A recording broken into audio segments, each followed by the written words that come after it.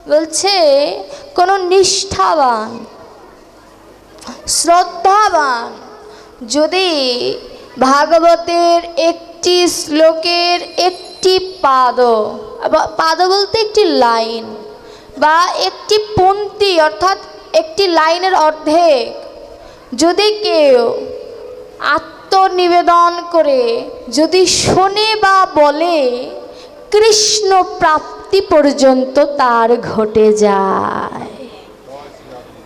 একটি শ্লোক দেখুন ভগবান কতটা করুণাময়, যে আমাদেরকে কত সুযোগ দিয়েছে।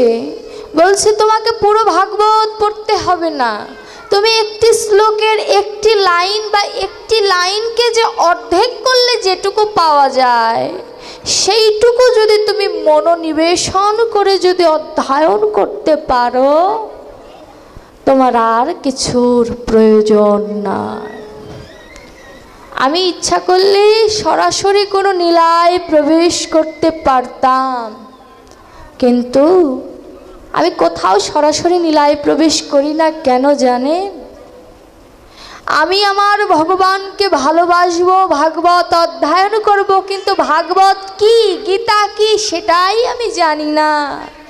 আমার ভাগবতের সাথে প্রেম হবে কেমন করে? ইহজগতে কারোর সাথে যদি আমি ভালোবাসতে চাই, তার বাড়ি কোথায়, নাম কি, সে কি করে, আমায় ভালো রাখবে কিনা, কত খোঁজ খবর নিয়ে মা বাবারা তার সন্তানকে একটি অন্য পুরুষের হাতে তুলে দেয়, কন্যা সম্প্রদান করে। আমারও কন্যা আছে। কোন কন্যা?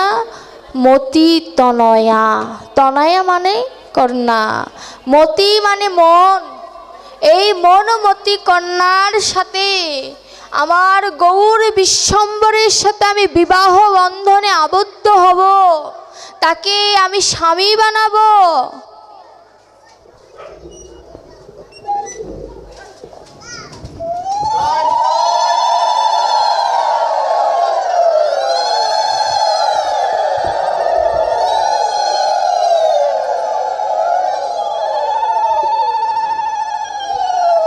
তাহলে তো তার সম্পর্কে আমার জানা প্রয়োজন, যে সে কেমন। এই জানা নিয়েই তো আমার ভাগবত। যদি প্রশ্ন করি, ভাগবত আমি ঘরেও পড়তে পারি, ভক্ত মাঝে কেন আমার ভাগবত শ্রবণ করা প্রয়োজন? ভগবান বলেছে ভাগবতের একটি শেষ পর্যায়ে যে বললেন, তুমি যদি আমায় পেতে চাও একান্ত ভজন করো। তখন সুখদেব গোস্বামী ভাগবত বলতে বলতে ভগবানকে প্রশ্ন করলেন, ভগবান তোমার কথাটা ঠিক বুঝলাম না। তুমি প্রথমে বললে ভক্ত মাঝে করো মোর আলোচনা, এবার শেষে বলছো একান্তে গিয়ে ভজন করো, কথাটা তো তোমার হলো না। ভগবান বললেন, ওরে দুটো একসাথে করা সম্ভব কেমন করে? ভক্ত মাঝে আমার সম্পর্কে তুমি আলোচনা করো, আমার সম্পর্কে জানো, কিন্তু ভেতরে যে আছে, যে ভেতরে যে আত্মা, সে আত্মা যখন পরমাত্মার ভজন করবে সেটা যেন একান্ত ভজন হয়। কারণ ভজনের কথা না জানিও যথা তথা, ও যে গোপনের কথা। গোপীরা ভজন করেছিলেন না, গোপনে যে গোবিন্দ ভজে সেই তো আমার গোপী। গোপীর নীতি কি? যে গোপী হবে কাঁদতে হবে তার দিবানিশি, এটা তার ভজন। এবার প্রশ্ন হতে পারে যে ভাগবত আলোচনা করতে গেলে ভাগবতের প্রয়োজন মেনে নিলাম, কিন্তু ভাগবত আলোচনা করতে গেলে এই যে কত দূর দূরান্তের ভক্তরা আসে, তারা কিসের আশায় আসে? কিসের? আপনাদের যদি বলি আপনারা কেন এসেছেন এই বৃন্দাবনে, এটা তো নববৃন্দাবন, কেন এসেছেন? এখানে কি আমার গোবিন্দ আছে? অনেকে বলবে আমার গোবিন্দ নেই, আবার অনেকে বলবে গোবিন্দ আছে। যারা বলবে গোবিন্দ আছে তাদের প্রশ্ন, গোবিন্দ কোথায় আছে? অনেকে বলবে ভাগবত আর গোবিন্দ তো অভিন্ন তনু, ভাগবতের মধ্যে আমার গোবিন্দ আছে। কিন্তু সনাতন গোস্বামীকে মহাপ্রভু প্রশ্ন করেছিল গোবিন্দ কোথায় আছে? সনাতন গোস্বামী বলেছিল আমার হৃদয় মাঝে আমার গোবিন্দ আছে। অন্য কোথাও বললেন না। মহাপ্রভু তো সাক্ষাৎ গোবিন্দ, রাধা গোবিন্দের মিলিত তনু, তাকে বলতে পারতেন যে তুমিই আমার গোবিন্দ, সেটাও বললেন না। বলেছে আমার মধ্যে আমার গোবিন্দ আছে। রূপ গোস্বামী বললেন হৃদি কন্দরে আছে মোর প্রভু, ওই শচী নন্দন শচী গোরা। কন্দর মানে গুহা। দেখুন, আমরা কথাই বলি, ভাগবতে বলি যে আমার হৃদয় মন্দিরে কি ভগবান তুমি আসবে না? আর রূপ গোস্বামী লিখলেন হৃদি কন্দর, কন্দর মানে গুহা। বলছে হৃদি কন্দরে প্রভুকে তুমি আসবে না? শচীনন্দন তুমি কি আসবে না? রূপ গোস্বামীকে প্রশ্ন করা হলো, রূপ গোস্বামী তুমি জ্ঞানী, যদি কন্দর না লিখে মন্দির লিখতে ছন্দ কেটে যেত না, তুমি কেন কন্দর লিখলে? কন্দর অর্থাৎ গুহা, গুহায় কি আবার ভগবান থাকতে পারে? রূপ গোস্বামী বললেন আমি আমার এই দেহটাকে কন্দর কেন বলেছি জানো? গুহায় কি থাকে? শিয়াল, কুকুর, বাঘ, বিভিন্ন জীবজন্তু থাকে। তা আমার এই মন্দিরে ছিল এক সময়, কখন মায়ের গর্ভে যখন ছিলাম তখন কামনা বাসনা কিছু আমার ছিল না, তখন আমার দেহটা মন্দিরই ছিল। তাই তো ভগবান 7 মাসে আমার সাথে দেখা করতে এসেছিলেন।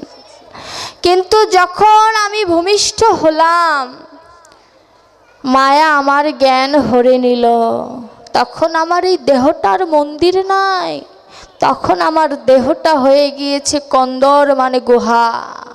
গুহা অন্ধকার থাকে, অন্ধকার ঘরে আলো দেওয়ার জন্য প্রয়োজন প্রদীপ।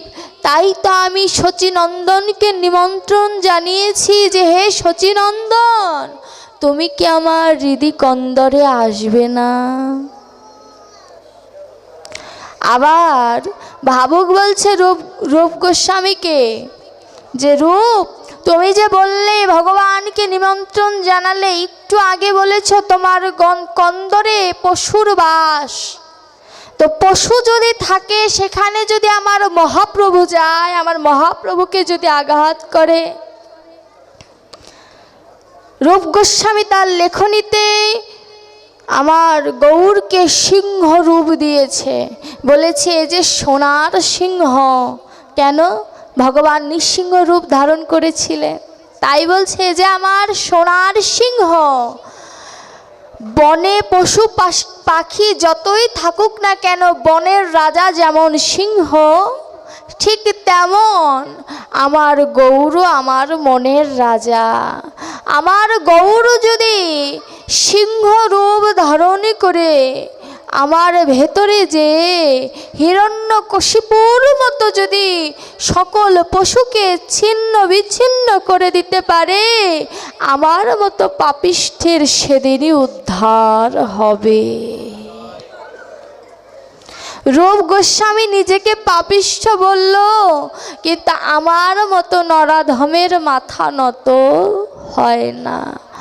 আমি কোনোদিন বললাম না যে দয়াময় তুমি কি আমায় করুণা করবে না? তাই ভাগবত বলছে ভগবানকে পেতে হলে তুমি ভক্তের আশ্রয়ে যাও। যদি তোমার কাছে দুটো জিনিস দাঁড় করানো হয়, ভগবান আর ভক্তি, তুমি কোনটা বেছে নেবে? অনেকে বলবে ভগবানকে বেছে নেব, কিন্তু শুদ্ধ ভক্ত যারা, তারা বলবে আমার ভগবান চাই না, আমার ভক্তি চাই। কারণ ভক্তি যার কাছে ভগবান তার পেছন পেছন ঘরে। ভক্তের ভগবান ডাকার প্রয়োজন হয় না। ভক্ত যদি নিষ্ঠাবান হয় তার নিঃশ্বাসের ডাকে পর্যন্ত ভগবান বৈকুণ্ঠ ত্যাগ করে ধরাধামে চলে আসে, যদি সে তেমন ভক্ত হতে পারে। এবার প্রশ্ন হতে পারে যে কতটা ত্যাগ করলে আমার ভগবান ধরা দেয়, কতখানি ত্যাগ করা প্রয়োজন। একবার আমার ভগবানকে নারদমুনি প্রশ্ন করলেন, দয়াময় এই জগৎজোড়া তোমার অনেক ভক্ত আছে, কিন্তু আমার প্রশ্ন কতখানি ত্যাগ করলে তোমায় পাওয়া যায়। প্রশ্নটা কি? কতখানি ত্যাগ করলে? আমরা সবাই নিজেদেরকে ভক্ত দাবি করি, কিন্তু কতখানি ত্যাগ করলে ভগবানকে পাওয়া যায়, এই প্রশ্নটা নারদমুনি করলেন। ভগবান বলছে, ঠিক আছে চলো, এই প্রশ্নের উত্তর তোমাকে আমি ভক্ত দিয়ে বুঝিয়ে দেব। আমি উত্তর দেব না, ভক্ত দিয়ে বুঝিয়ে দেব। ঠিক আছে চলো। এবার ভগবান ধারণ করলেন, মানব রূপ ধারণ করলেন, আর নারদমুনি ছোট্ট বাচ্চা রূপ ধারণ করলেন, অর্থাৎ বাবা ছেলে রূপ ধারণ করে এক রাজার রাজ্যে গিয়েছে। রাজাটা কেমন? গোবিন্দ সেবা বিনে নিজে কোনোদিন সেবা নেয় না এমন ভক্ত বিশ্ব ব্রহ্মাণ্ডে অনেক পাওয়া যায়, কিন্তু এই রাজা ছিল বৈষ্ণব সেবা না দিয়ে নিজে কোনোদিন আহার করতেন না।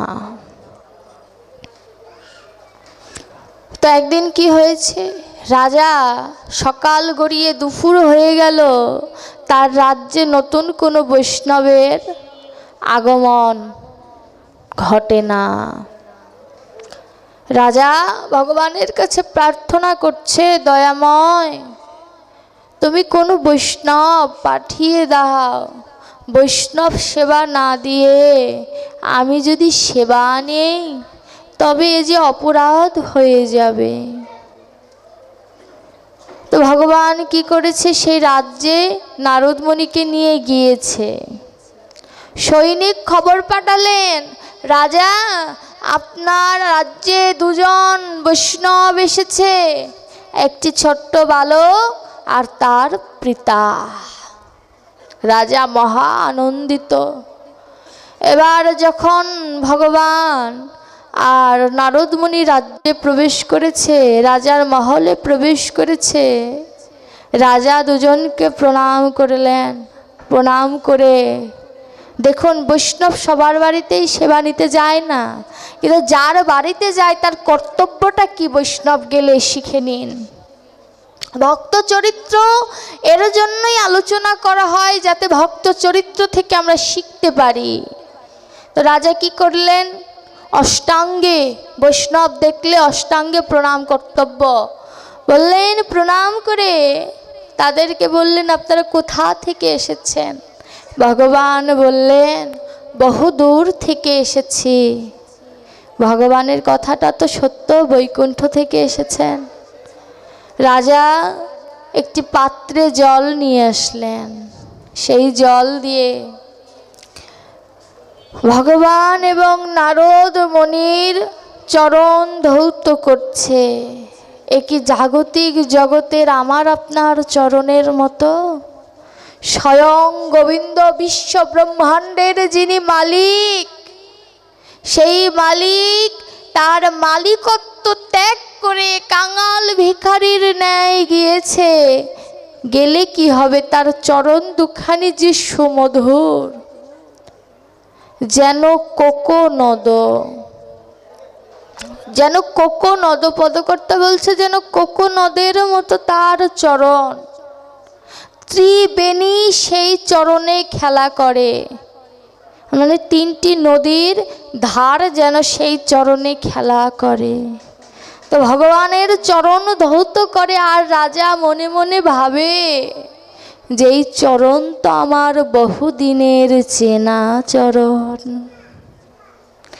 কিন্তু ভগবান যদি কাউকে ধরা না দেয়, কারোর কি সাধ্য আছে ভগবানকে ধরার? রাজা চরণ ধৌত করতে গিয়ে ভগবানের চরণ স্পর্শ করা মাত্র অষ্টসাত্ত্বিক ভাবের বিকার ঘটেছে।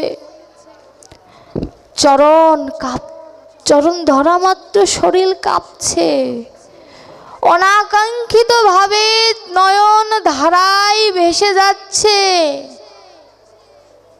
এমন ভাবে রোদন করছে যে ওই জলের প্রয়োজন নাই চরণ ধৌত করার, নয়ন জলেই চরণ ধৌত হয়ে যাচ্ছে।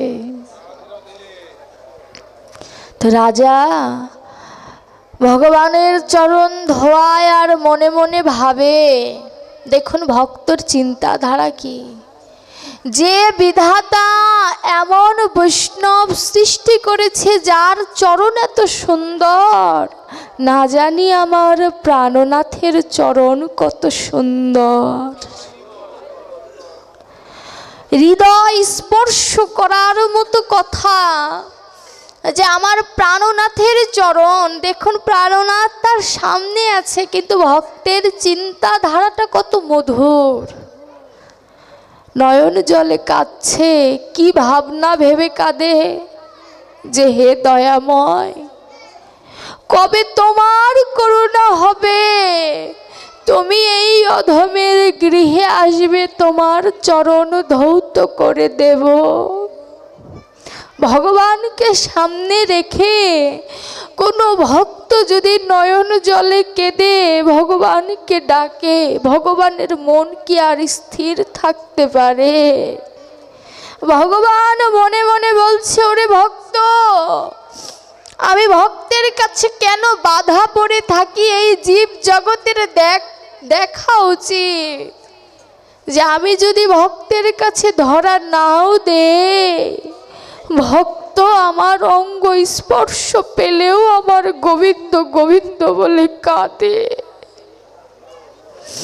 ওই ভগবানের চরণ আর নারদ মুনির চরণ ধৌত করতে করতে আমার গোবিন্দের কথা স্মরণ করে রাজা কাঁদে আর বলে, দয়াময়, তোমায় আমি আমার ঘরে আতিথেয়তা নিতে আসতে বলার মতো অধিকার আমার নাই। ইহ জগতের অতিথি সেবা নেবে প্রসাদ, তোমায় আমি সেবা দেব কি?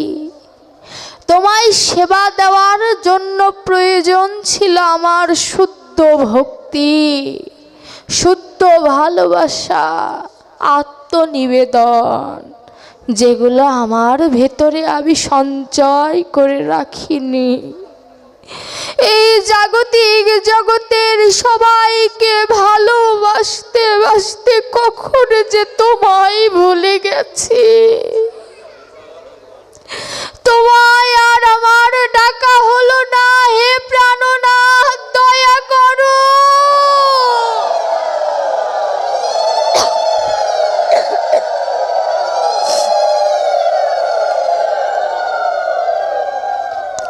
একবার কৃপা করো,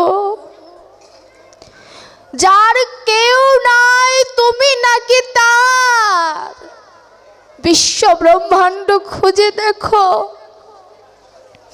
আমার মতো পতিত তুমি একজনও পাবে না। রাজা এমন করে কেঁদে কেঁদে ভগবানের কাছে নিবেদন করছে, কিন্তু ভগবান বলছে, তুমি যতই কাঁদো তোমার চোখের জলে আমি তোমায় কৃপা করব না, তোমায় পরীক্ষায় উত্তীর্ণ হতে হবে। ভগবান কঠোর হলেন, বলছে, হে রাজন, আমার বড্ড খিদে পেয়েছে, আমায় সেবা দাও। বলছে, তুমি কি সেবা নেবে? তুমি যা সেবা নেবে আমি তাই রন্ধন করার চেষ্টা করব।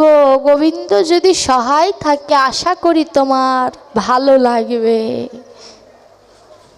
দেখুন ভজনটা কোথায়, তুমি কি সেবা নেবে আমায় বলো, গোবিন্দ যদি সহায় থাকে। কথাটা কত মধুর। বৈষ্ণবকে সেবা দিতে গেলে গোবিন্দের কৃপা চাইতে হয়। ওই যে বলছে না, বৈষ্ণবের চরণে যদি ক্ষুদ্র অপরাধ জমে যায়, কোটি কোটি সুকৃতি থেকে বাদ পড়ে যায়। তা বলছি কি সেবা নেবে?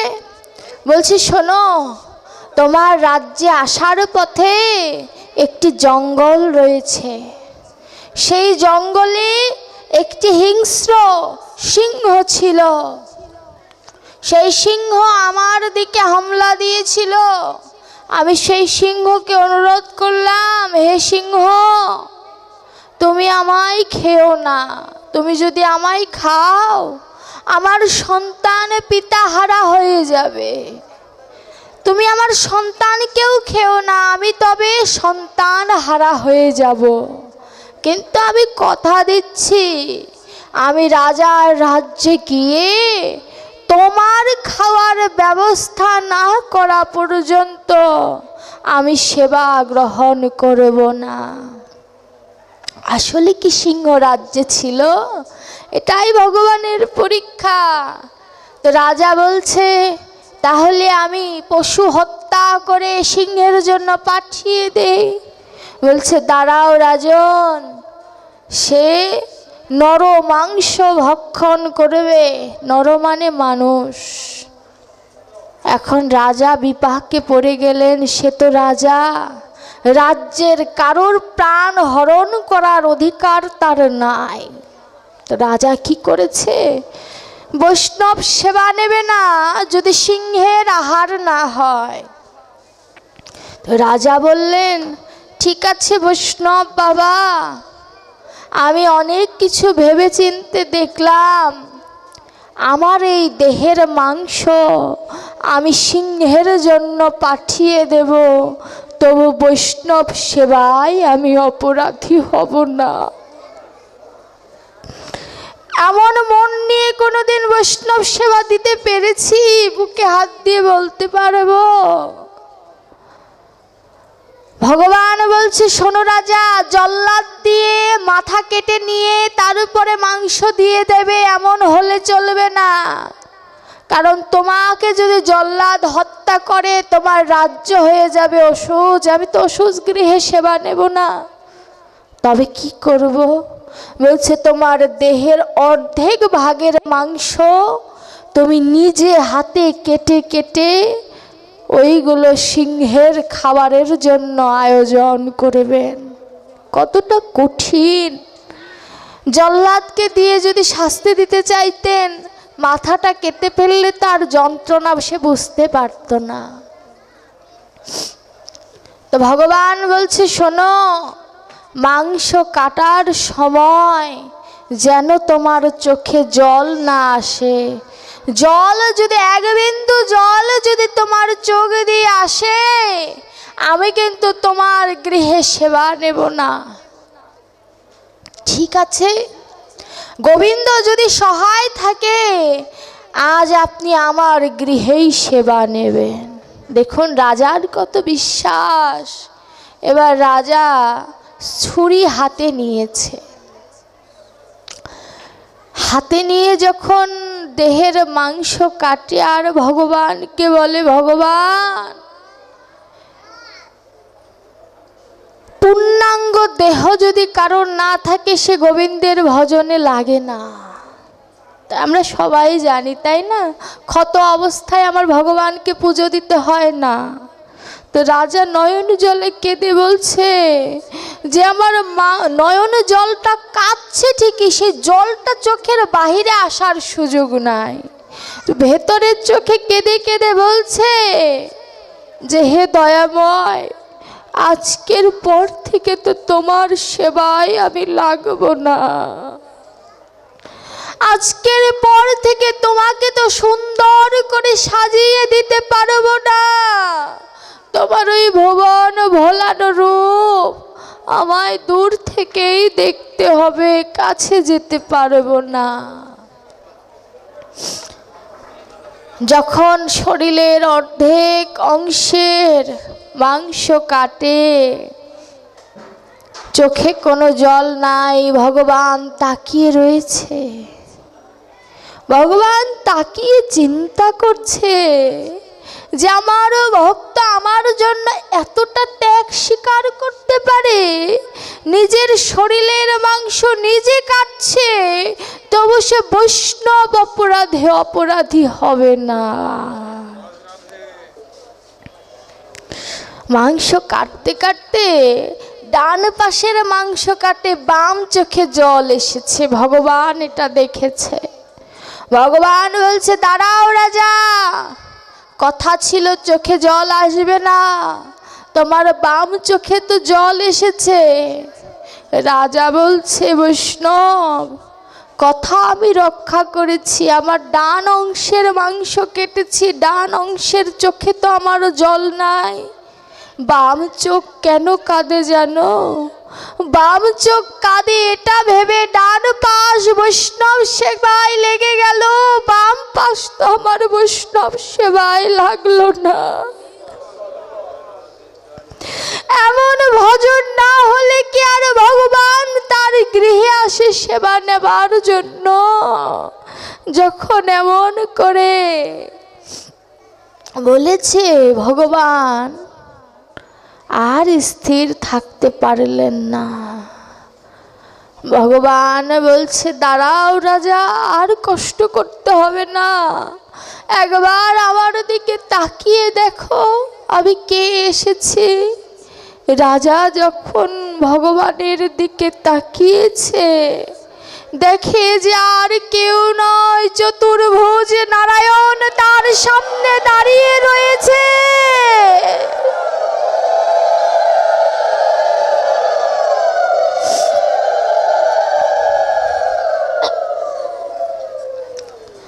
যখনই ভগবানকে দেখেছে, ভগবান তুমি এসেছো, তুমি এসেছো, এই কাঙালের ডাকে তুমি এসেছো, তোমার একটু দয়া হলো না? নিজের সন্তানকে কোনোদিন পিতা এত পরীক্ষার সম্মুখীন করতে পারে না? না, তুমি জগৎ পিতা হতে পারো না। তুমি যদি জগৎ পিতাই হতে, তোমার এই সন্তানকে, অবুঝ সন্তানকে কি তুমি কাঁদাতে পারতে? না, তুমি জগৎ পিতা হতে পারো না। ভগবানের সাথে অভিমান করছে। ভগবান ভক্তের চোখের জল আর ওই আবেগ মাখা কথা শুনে বলছো, রে পরীক্ষা কেন করি জানিস? বড় ভয় হয়, সবাই তো আমার কাছে চায়। আমি পরীক্ষা করি এই কারণে যে আমার ভক্তরাও কিছু চায় কিনা আমার কাছে। এই জগতের সবাই, আমার সন্তান নাই, সন্তানের চাকরি নাই, আমি ভালো নাই, কত কিছুই আমার ভগবানের কাছে চায়। কিন্তু ভগবানকে কোনোদিন বলেছি, ভগবান তোমায় কতদিন দেখি না, একবার দর্শন দাও। একবার কি কোনোদিন নয়ন জলে কেঁদে বলেছি? বলা হলো না। রাজা ভগবানের কথা শুনে ভগবানের চরণে পড়ে গেলেন। চরণে পড়ে যাওয়ার পরে ভগবান আবার পরীক্ষা নেওয়ার জন্য বলছে, রাজা চাও আমার কাছে কিছু, কিছু চাও, তুমি যা চাইবে আমি তোমায় তাই দেব, চাও আমার কাছে। রাজা বলছে, ভগবান চাওয়ার তো কিছু নাই, তোমায় পেলে কি আর জাগতিক জগতের কিছু পাওয়ার আশা থাকে? তুমি তো সর্ব কারণের কারণ। তোমায় যদি কোনো ভক্ত একবার নিজের করে পেয়ে যায়, এই জাগতিক জগতের তার সব না পাওয়া তখন পাওয়া হয়ে যায়। ভগবানকে বলছে, দয়াময় তোমাকে যদি কিছু দিতেই হয় তবে শোনো, যেদিন আমার আয়ু বেলা ডুবে যাবে, যেদিন সবাই আমায় শ্মশান ঘাটে একে একে করে বিদায় দিয়ে যাবে, সেদিন তুমি কিন্তু বৈকুণ্ঠে বসে থেকো না, সেদিন তোমার এই অধম সন্তানকে তুমি তোমার কাছে নিয়ে যেও।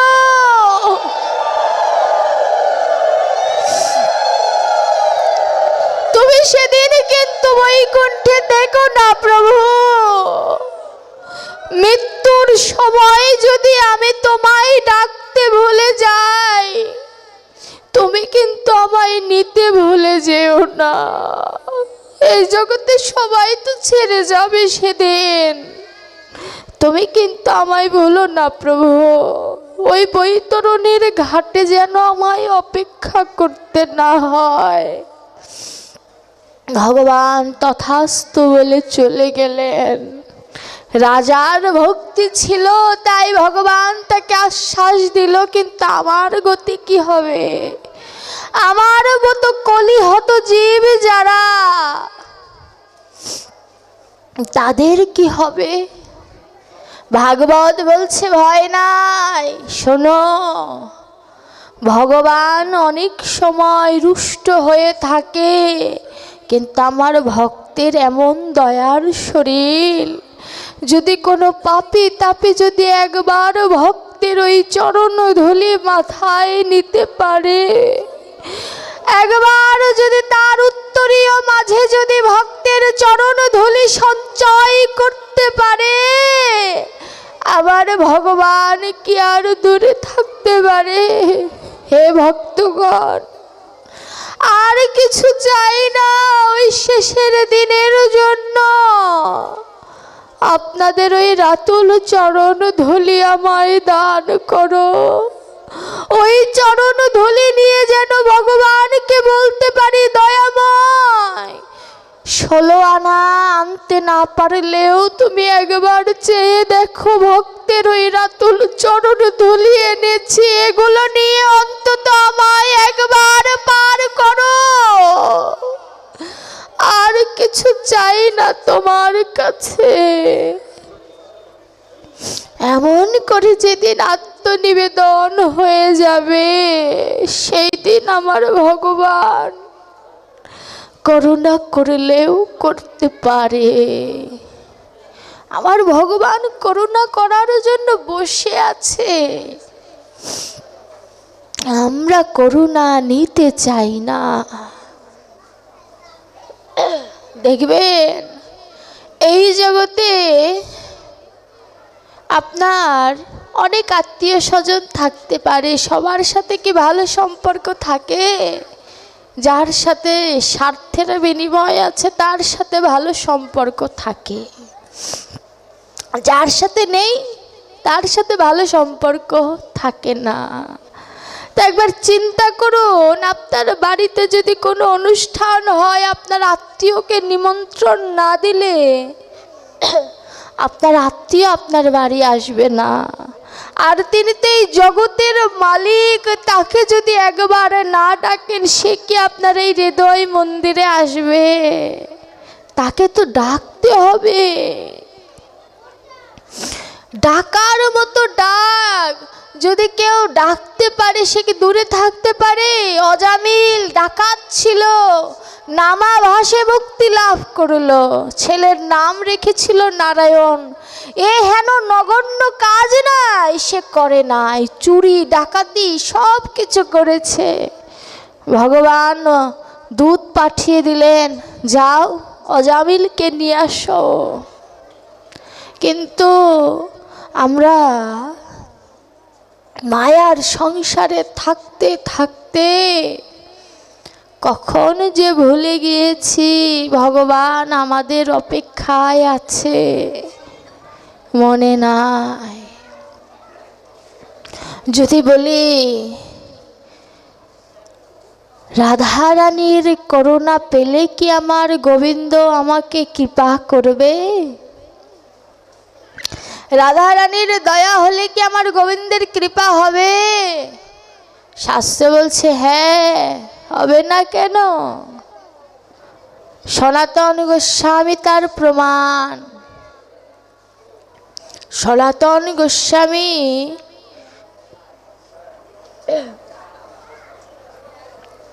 একটি বট গাছের নিচে বসে ধ্যান করছে।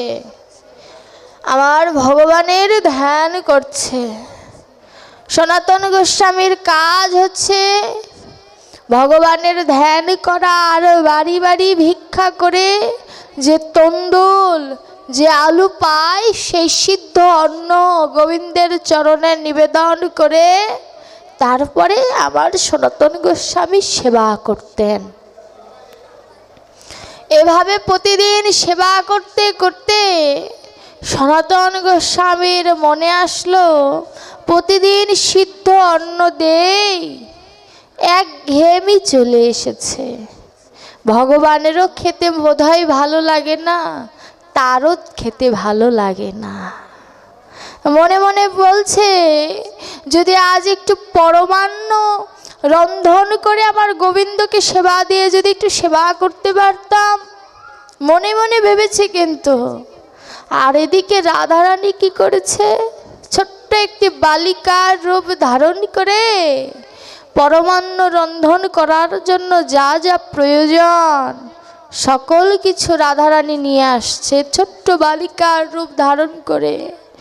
রাধারানী এত ব্যস্ত হয়ে গিয়েছে সেই সরঞ্জামগুলো নিয়ে সনাতন গোস্বামীর কাছে যেতে যে পায়ে থেকে রক্ত খরিত হচ্ছে, সেদিকে রাধারানীর কোনো লক্ষ্য নাই। ভক্ত বাসনা করেছে। সনাতন গোস্বামীর কাছে যেয়ে বলছে, বাবা, সনাতন গোস্বামীর ধ্যান ভঙ্গ হয়ে গিয়েছে। রাধারানীকে জিজ্ঞাসা করছে, কে রে তুই? বলছে, বাবা, তুমি প্রতিদিন যে বাড়ি ভিক্ষা করো আমি সেই বাড়ির ছোট কন্যা। আজ তো তুমি ভিক্ষায় যাওনি, তাই দেখো মা আমাকে পরমান্ন রন্ধন করার সকল কিছু পাঠিয়ে দিয়েছে। সনাতন গোস্বামী নয়ন জলে কেঁদে বলে, প্রভু, আমি ইচ্ছা করেছি তাই পরমান্নের সরঞ্জাম পাঠিয়ে দিয়েছ, আমি বড় মূর্খ। এটা না চেয়ে যদি আমি তোমায় চেতাম তুমি বোধহয় আমার সামনে দাঁড়িয়ে যেতে। সনাতন গোস্বামী নয়ন জলে কাঁদছে। রাধারানী ওটা দিয়েই চলে গিয়েছে, কারণ ভক্তের সামনে বেশিক্ষণ থাকলে ধরে ফেলবে। রাধারানী চলে গেলেন। আর এদিকে কি হয়েছে, সনাতন গোস্বামী রন্ধন করে আর নয়ন জলে কাঁদে। কাঁদতে কাঁদতে হঠাৎ করে চিন্তা এলো, আচ্ছা, যেই আমাকে পরমান্নের ব্যঞ্জন দিয়ে গেল সে কে?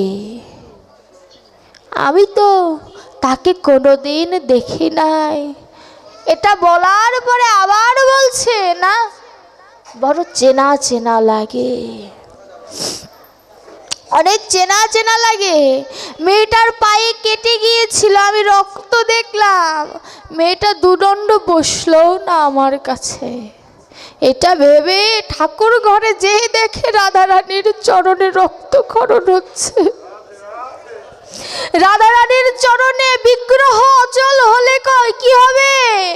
ওই অচল বিগ্রহ থেকে একদম তাজা রক্ত বের হচ্ছে। আমার সনাতন গোস্বামী বলছে, রাধারানী, আহারে, আমার ভগবানকে ডাকলে আমার ভগবান পরীক্ষা নেয়, কিন্তু কেউ যদি আমার রাধারানীকে যদি একবার স্মরণ করতে পারে, আমার রাধারানী ভক্ত অভক্ত দেখে না, কৃপা করার জন্য সব সময় তৈরি হয়ে থাকে। রাধারানীর চরণে হাতিয়ে বলছে, বড় ব্যথা পেয়েছ না? ওই চরণে নিজের উত্তরিয়া দিয়ে বেঁধে দিয়েছে। আর সনাতন গোস্বামী বলছে, শোনো, এ কদিন কিন্তু দৌড়ঝাঁপ করা যাবে না। তুমি তোমার সখাকে বলবে রাসের সময় যখন নৃত্য করো সে যেন তোমায় ধরে ধরে নৃত্য করে, না হলে তুমি তোমার ওই রাতুল চরণে ব্যথা পাবে। বাবা, ভজন তো আমরা সবাই করি, সবার ঘরে বিগ্রহ আছে, কিন্তু ভগবানের পা থেকে মাথা পর্যন্ত দর্শন করে এমন কোনো চিহ্ন উদ্ঘাটন করতে পেরেছি অনুভব করার জন্য যে ভগবান বোধহয় ব্যথা পেয়েছে। হয়নি দেখা। কেন হয়নি জানো? সাক্ষাতে গোবিন্দ যদি কোনোদিন বাড়ি চলে আসে, 4-5 গ্রাম জানাজানি হয়ে যাবে অমুকের বাড়িতে গোবিন্দ এসেছে।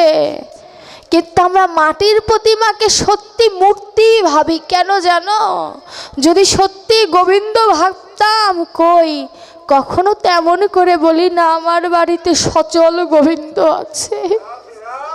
কোনদিন এমন করে বলেছি, ওগো শুনছো আমার বাড়ি গোবিন্দ আছে? কোনদিন এই আত্মবিশ্বাস নিয়ে বলতে পেরেছি? যে মা বলতে পেরেছে সেই মায়ের কাছে আমার গোপাল সারা জীবনের জন্য বাধা পড়ে গেছে, আর ছুটতে পারেনি সেখান থেকে। আমার সনাতন গোস্বামী অন্ন ওই পরমান্ন রন্ধন করে রাধা গোবিন্দের সেবায় লাগিয়েছে। রূপ গোস্বামী সেখানে এলেন। ষড়গোসাইয়ের মধ্যে রূপ গোস্বামী সব থেকে চতুর ছিলেন। অল্পতে বুঝতে পারতেন ভগবানের নীলা মাধুর্য। যখনই পরমান্ন রন্ধন করে কীর্তন করছে সনাতন গোস্বামী, রূপ গোস্বামী ওই জায়গাটা দর্শন করেই মনে হচ্ছে যেখানে দিব্য কেউ এসেছিল, সেই দিব্য গন্ধটা এখনো চতুর্দিকে রয়ে গেছে।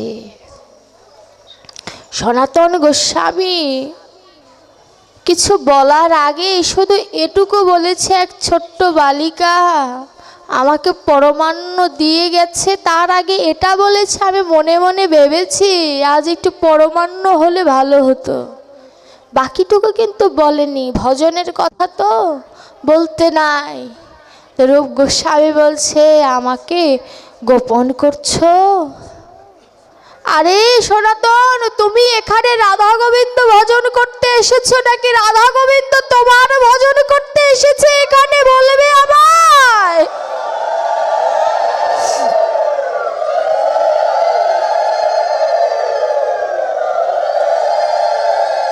কতটা কত মাধুর্যপূর্ণ দেখুন। রূপ বলছো, রে সনাতন তুমি কি রাধা গোবিন্দের ভজন করতে এসেছো নাকি রাধা গোবিন্দ তোমার ভজন করার জন্য তৈরি আছে বলো তো আমায়।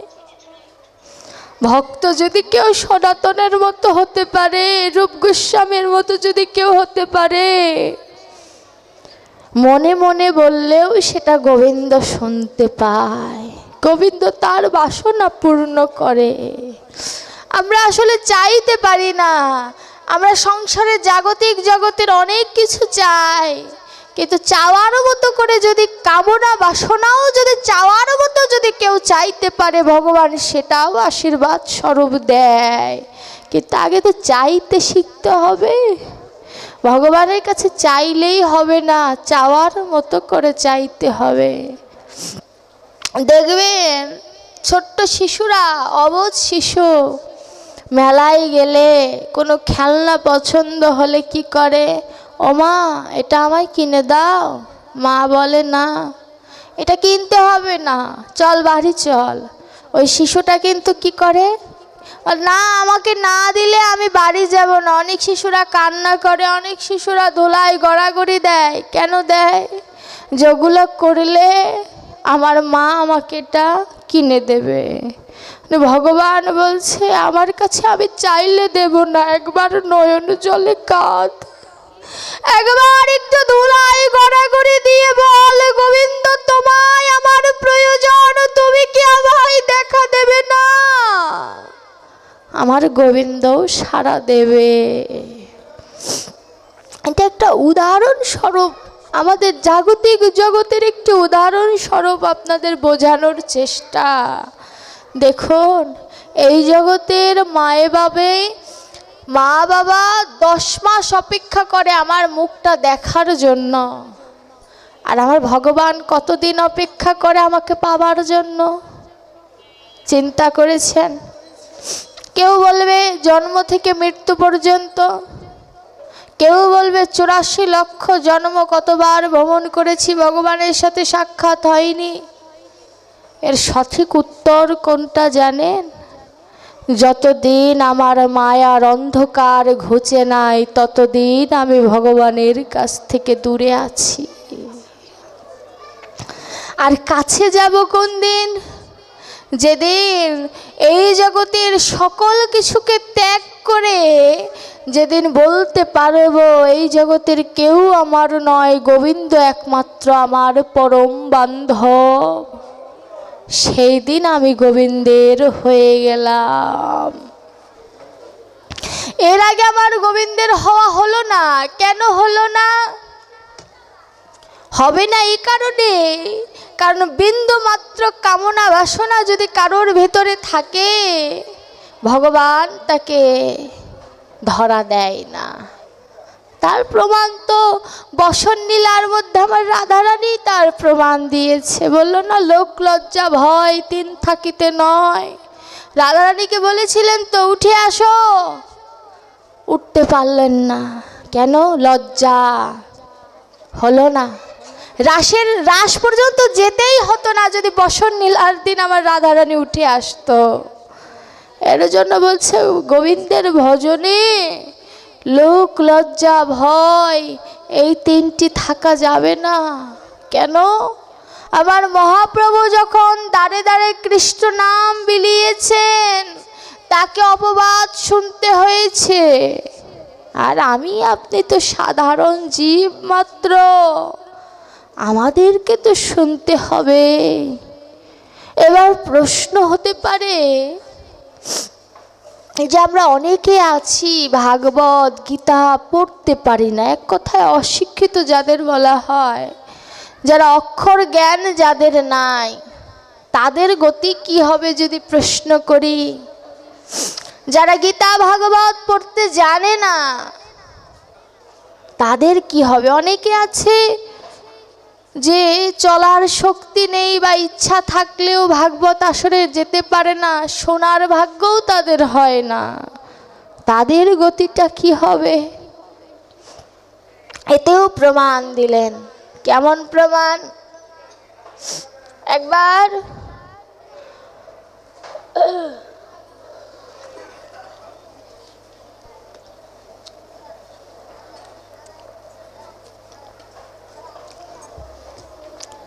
কি হয়েছে, এক ভক্ত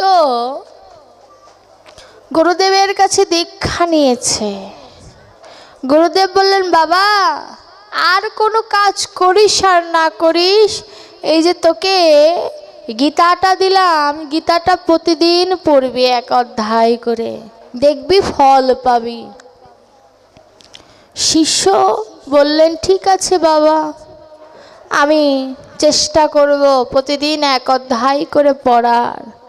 গোপন করে গেলেন যে তিনি অক্ষর জ্ঞানহীন।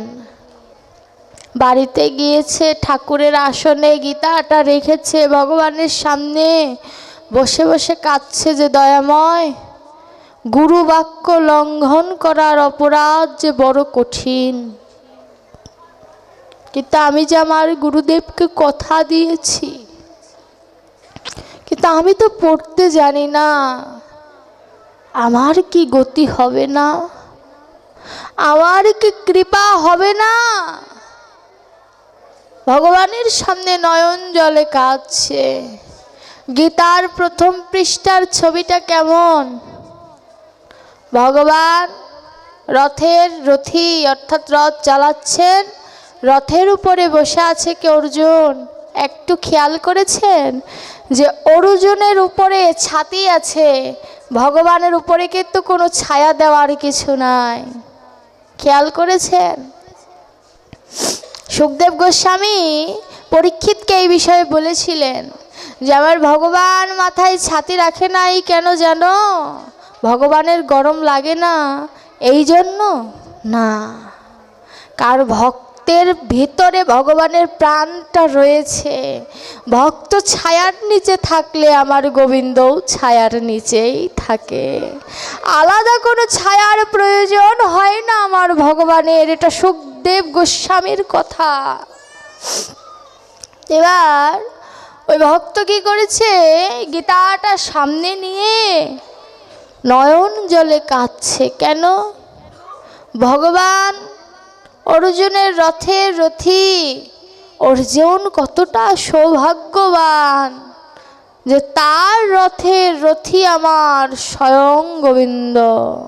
এই ভেবে প্রতিদিন কাঁদে। এই কান্না দেখে কিছু প্রতিবেশীরা ব্যঙ্গ করতে লাগলেন। কেমন ব্যঙ্গ?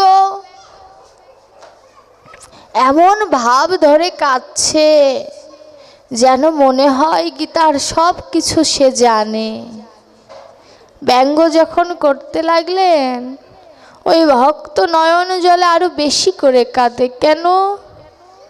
ওই ভক্ত বুঝতে পারলেন এই জগতের কেউ তার আপন নয়, সবাই তাকে নিচে নামানোর জন্য তৈরি রয়েছেন। তাই ভক্ত নয়ন জলে কাঁদতে কাঁদতে কৃপাটা কখন হলো জানেন? যখন গীতাকে বুকে জড়িয়ে ধরেছে। গীতা ভগবানের হৃদয় স্বরূপ। তো গীতাকে হৃদয়ে ধারণ করা মানে ভগবানকে এক প্রকার আলিঙ্গন করা, হৃদয়ের সাথে হৃদয়ের আলিঙ্গন করা। তো এই ভক্ত যখন গীতাকে হৃদয়ের সাথে আলিঙ্গন করে বলেছে যে হে গীতা মা, তুমি কি আমায় দয়া করবে না? কাঁদতে কাঁদতে কখন যে ঠাকুর ঘরে হেলান দিয়ে ঘুমিয়ে পড়েছে বলতেও পারবে না। এমন সময় স্বপ্নে আমার ভগবান এলেন। ভগবান প্রশ্ন করছে, হে ভক্ত, তুমি কাঁদছিলে কেন? এই উত্তরটা আমায় দাও। তুমি যদি এই উত্তরটা দিতে পারো, আমি কথা দিচ্ছি জন্মের মতো তোমার চরণের দাস হয়ে যাব। দেখুন ভগবান বলছে আমি তোমার জন্মের মতো তোমার চরণের দাস হয়ে যাব। ভক্ত হাত জোর করে ওই স্বপ্নের মধ্যে ভগবানকে বলছে, দয়াময়, আমি কেন কাঁদি জানো? তুমি তো অর্জুনের রথের সারথি হয়েছ, কিন্তু আমার রথের সারথি তো তুমি হলে না। এটাও তো রথ। একটি রথের কয়টা কাঠ থাকে? পুরী ধামের রথের একটি রথের 206টি কাঠ থাকে, 16টি চাকা থাকে, 19-20 হবে না। আমার এই দেহটাও তাই। 206টি হাড় রয়েছে, 5টি কর্মান্দ্রিয়, 5টি জ্ঞানেন্দ্রিয়, 6টি রিপু, 16টি চাকা আমার ভিতরেও রয়েছে। কিন্তু আবার রথির অভাবে রথটা সৎ পথে কোনোদিন গেল না। তুই ভক্ত কেঁদে কেঁদে বলছে, দয়াময়, তুমি যেমন গোবিন্দের রথের চালক হয়েছ, আমার রথের চালককে তুমি হবে না। এই ভেবে কাঁদি। আবার এটা ভাবি যে রথের চালক যদি কোনোদিন হয়ে যাও, আমি তো গীতা পড়তে জানি না, তুমি যদি একবার আবার রথের চালক হয়ে যাও, আমি কি করব জানো? আমি অর্জুনের মতো তোমায় প্রশ্ন করব, দয়া করে সেদিন তুমি আমায় গীতার জ্ঞান দান করো প্রভু। ভক্ত নয়ন জলে কেঁদে কেঁদে ভগবানকে নিবেদন করছে। ভগবান বলছে, ওরে জীববাসী দেখে নে, চাইতে হয় কি একবার শিখে নে। ভগবানকে কোনোদিন বলেছি দয়াময়, তুমি আমায় ওই গীতার জ্ঞান আমায় হৃদয় মাঝে দান করো? কোনোদিন বলেছি? ভক্ত বলছে, আমি তো অক্ষর জ্ঞানহীন, গীতার শ্লোক আমার পড়া হলো না, তুমি কি আমায় কৃপা করবে না? এই ভেবে আমার বুকটা ফেটে যায়। ভগবান নয়ন জলে কেঁদে বলছে, ওরে ভক্ত, তোর যে চোখে যে জল, ভিতরে যে আবেগ, এটাই তো আমি চাই। অনেকেই গীতা পড়ে, কিন্তু ভক্তি সহকারে কজন পড়ে? বলছে পড়লে হবে না, বোধগম্য করে পড়তে হবে, অনুধাবন করে আত্মস্থ করে পড়তে হবে, তবে গীতা পড়ার সার্থকতা।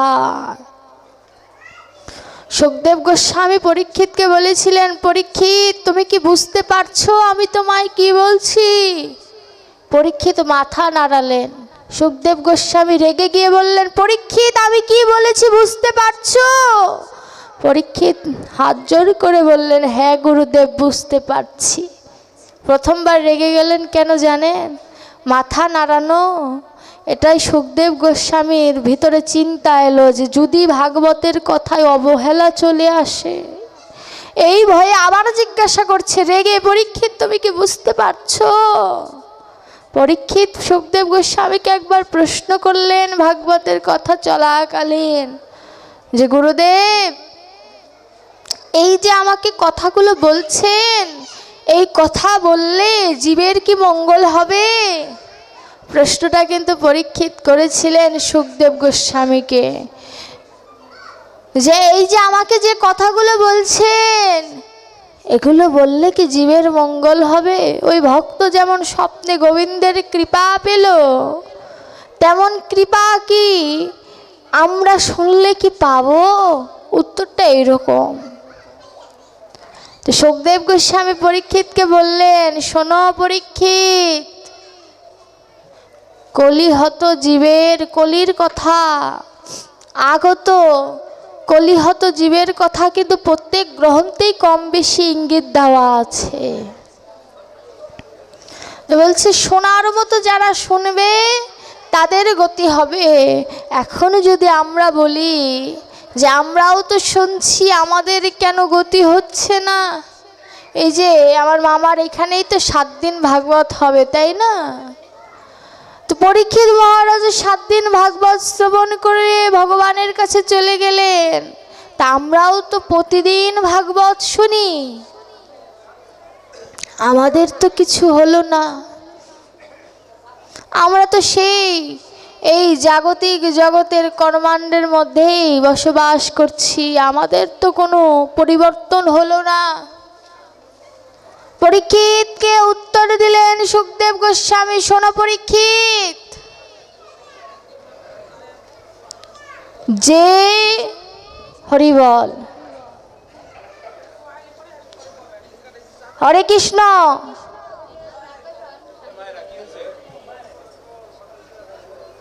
এই যে এটাই তো, এর কারণেই তো শুনে লাভ হয় না। পরীক্ষিতকে বলছে সুখদেব গোস্বামী, কি বলছে শোনো পরীক্ষিত, একনিষ্ঠ মন নিয়ে যে কৃষ্ণ ভজে, কৃষ্ণ তারে কভু নাহি ত্যাজে। কৃষ্ণ নামক বীজ অঙ্কুরিত হয় সেই মাঠেতে, যে মাঠেতে বৈষ্ণবের চরণ ধুলি লাগে। আবার বলছে অঙ্কুরিত হয় সেখানে শুদ্ধ শুষ্ক নয়নের জল বাড়ি বর্ষণ হয় যেখানেতে। আবার বলছে যে বাড়ি অর্থাৎ জল, চরণ ধুলি, শুদ্ধ জায়গা, এই তিনটির পরে আরো বলছে এগুলো হলেও হবে না যদি ভক্তি সেথায় নাহি বিরাজে। বলছে তোমার চরণ ধুলি পেলে, নয়নের জল হলো, শুদ্ধ জায়গা পেলে, কিন্তু তোমার ভক্তি নাই, তোমার ভজন হবে না।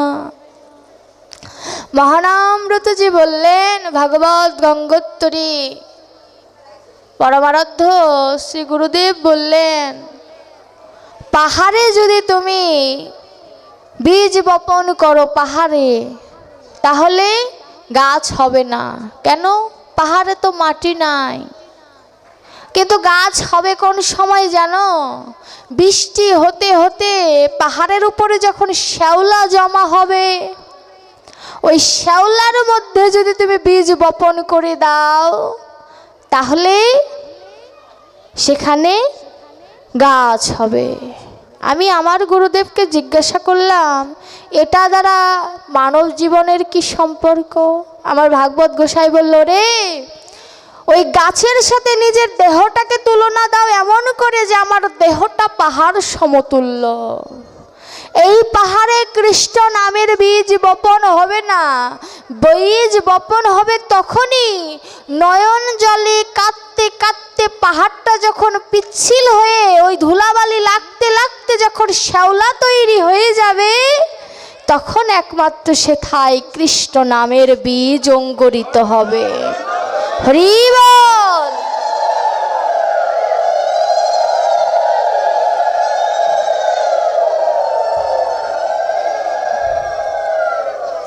বলছে দেখুন, এই যে ছোট ছোট কথা গুরুর কাছে না গেলে জানা যায় না। আমি কিন্তু এই কথাটা জানি মহানামব্রতজির, কিন্তু কথাটার মর্মার্থটা আজকেই জেনেছি, সত্য কথা যেটা। তো এখানে অর্থটা এমন, এখন যদি আপনি ধরেন জলের কথা বাদ দিয়ে যদি বলি আমার এই দেহটা পাহাড় সমতুল্য, আমি কাঁদতে জানি না, আমি ভক্ত সঙ্গ করার সময় নাই, আমি চাকরিজীবী, আমার গতিটা কি হবে? ডক্টর মহানামব্রতজি ভাগবত গঙ্গোত্তরে তিনি বললেন, শোনো, যারা কাজে থাকে ভগবান তাদেরকে দেখে যে তারা কাজে রত আছে। কাজে রত থাকতে থাকতে যখন তুমি কাজের ভারাক্রান্তে ক্লান্ত হয়ে যাবে, ওই ক্লান্ত সময়টাও যদি দীর্ঘ নিঃশ্বাস নিয়ে যদি একবার গোবিন্দ বলতে পারো, তোমার আত্মনিবেদন হয়ে যাবে। কত সুন্দর সুযোগ দিয়েছে আমাদের, যে আমরা অনেক সময় হাই উতাস করি না, যে এই কাজটা হলো না। কথাটা এমনভাবে না বলে যদি এভাবে বলতে পারি যে গোবিন্দ তুমি দয়া করলে না, কাজটা আমার দ্বারা হলো না, এইভাবে যদি কথাটা বলি, আক্ষেপটা কাকে জানালাম? আমার গোবিন্দকে। পরের বারও যদি চেষ্টা করি, আমার গোবিন্দ কৃপা করবে। যদি এইভাবে বলি, আহারে গোবিন্দ, আজকে ছোট্ট শিশুটা হাসপাতালে ভর্তি, তুমি দয়া করো যেন সুস্থ হয়ে যায়। ভগবানের উপরে ছেড়ে দিলে ভগবান তাকে সুস্থ করে দেবে, কিন্তু আমরা ভগবানের উপরে না তো ডাক্তারের উপরে ছেড়ে দিই, ডাক্তার একটু সুস্থ করে দেন।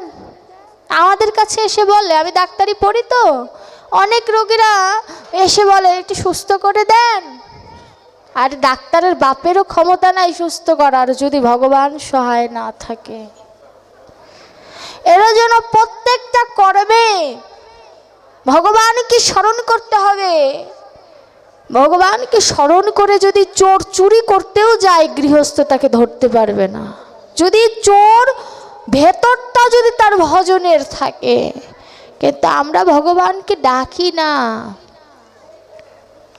এই যে আমরা ভগবানকে সেবা দিই, এই যে ধরুন এই যে এখানেই সেবার বস্তু রয়েছে, আমি তুলসী পত্র নিবেদন করে গোবিন্দায় নম বলে অর্পণ করে দিয়েছি,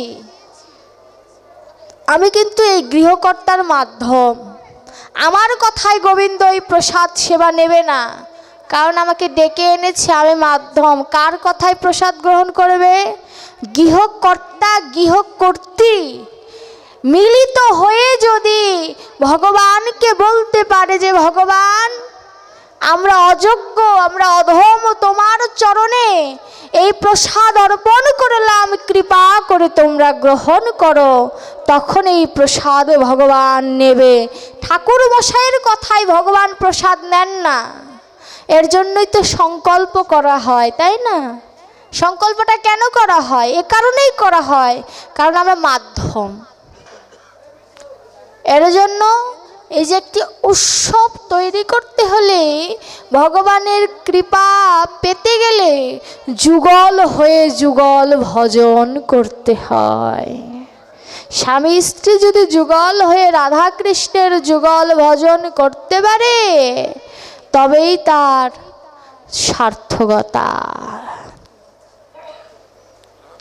এই পৃথিবীতে সুখদেব গোস্বামী বললেন, শোনো পরীক্ষিত, মৃত্যু অবধারিত, যে কোনো সময় মৃত্যু নামের কালো ছায়া তোমায় ডাক দিলেই তোমাকে চলে যেতে হবে, তুমি অপেক্ষা করতে পারবে না।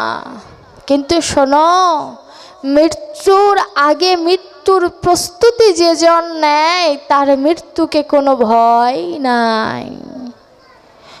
ভাগবতে বলছে ভগবান, হে জীববাসী শুনে রাখো কান খুলে, যখন তখন ডাক চলে আসতে পারে, তাই সব সময় মৃত্যুর প্রস্তুতি নাও, যাতে আমি ডাক দেওয়া মাত্রই তুমি বলতে পারো ভগবান আমি তৈরি আছি, একবার কৃপা করে গ্রহণ করো। ডাক দেওয়া মাত্র ভগবানকে তার বলার অবকাশ নাই তুমি 5 মিনিট অপেক্ষা করো আমি আসছি, এটা বলার অপেক্ষা করার তো ভগবানের সুযোগ নাই। তাই নিজেকে তৈরি রাখো, নিজেকে সবসময় পবিত্র অবস্থায় রাখো, কারণ একবার যদি কারো ডাক চলে আসে সে কি আর থাকতে পারে? কোটি কোটি টাকার বিনিময়েও তাদেরকে আর এই ধরাধামে ফিরিয়ে আনা যাবে না। যেমন এই যে আজ দোলন মামা এই যে অনুষ্ঠানটির আয়োজন করেছে, কার উপলক্ষে? অনেকে অনেক কিছু উপলক্ষে ভাগবত দেয়, কিন্তু মা বাবার মৃত্যুবার্ষিকী উপলক্ষে ভাগবত 7 দিন ব্যাপী ভাগবত খুব কমই হয়। যোগ্য সন্তান যদি কেউ পৃথিবীতে রেখে যেতে পারে, সেই যোগ্য সন্তানের দ্বারাই এই ভাগবতীয় আসর হতে পারে। এই যে তার বাবা মা চলে গিয়েছে, আমার দিদাও জানুয়ারির 9 তারিখে চলে গিয়েছে।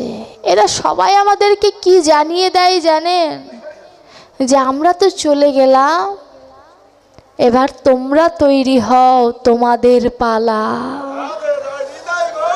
আজ আমরা চলে গিয়েছি, কাল তোমার পালা, প্রস্তুতি নাও।